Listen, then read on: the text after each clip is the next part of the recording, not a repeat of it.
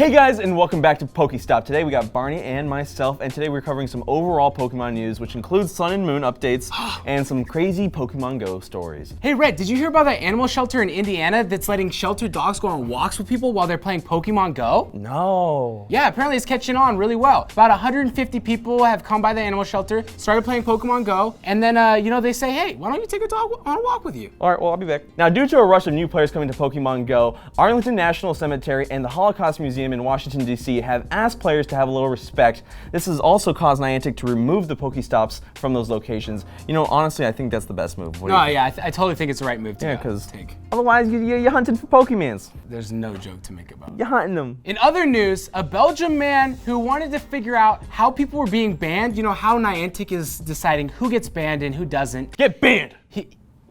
He got a few SIM cards and he started running thousands of scans. Someone at Niantic flagged the IP without realizing that the SIM cards were routed through the Proximus cell phone provider in Belgium, which is the nation's primary cell phone provider. They banned that IP, and so all people using Proximus cell phones in Belgium were no longer able to access Pokemon Go. Also, in other news, a man in Oregon was apparently stabbed and then kept on playing Pokemon Go. You know, Wait, you're telling me he just got stabbed and kept playing the game, didn't care about it at all? I would never do that. If I got stabbed, I'd call my mother. I can't, Mom. A man by the name of Mark Correa was actually fined because he was walking on the subway rails while filming a Pokemon Go parody video. What? Yeah, essentially, they were filming a Pokemon Go parody video called Pokemon Go Problems.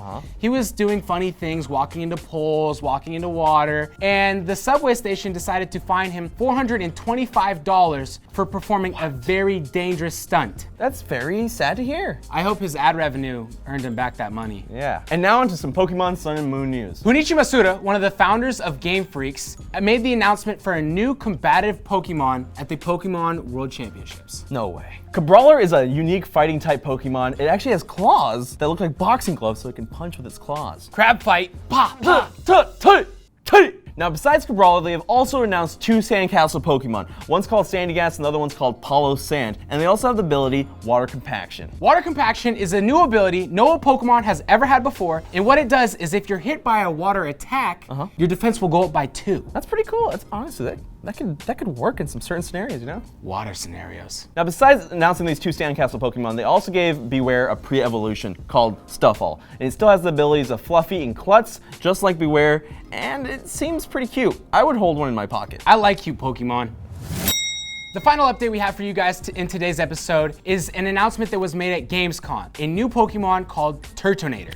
He's a fire type. I'm excited. Turtonator. He's a turtle, and he's a dragon, dude. Well, guys, that concludes this episode of PokéStop. I hope you guys enjoyed it, and don't forget to hit that like button and subscribe for future content. Until then, I have a Pikachu to beat up. Give me that cane. Here's the cane to beat up Pikachu. You teach me